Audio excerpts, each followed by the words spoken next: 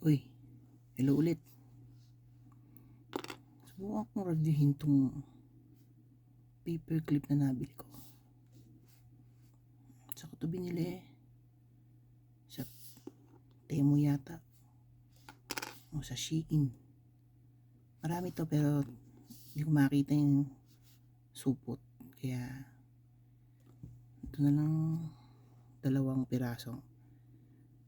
Obserbahan natin. Medyo matibay naman siya.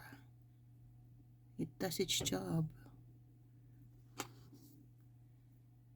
Hindi ko pa lang alam kung saan gagamitin kasi wala naman akong dokumentong kailangan i-paperclip. Natuwa lang ako.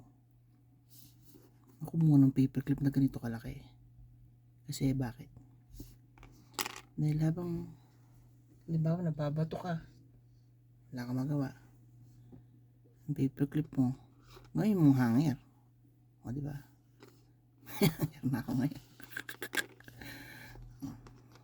Meron pa akong gagawin 2 hanger. Hanapin ko pa yung iba para dumami yung maliit kong hanger. Ngayon, problema ko, ano yung sasabit ko rito? Wala naman akong Barbie. Diba?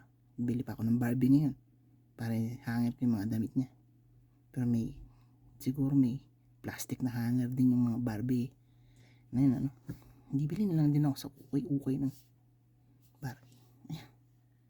Gusto mo tong hanger na to? Bili mo. $30,000. Charot. Walang magawa.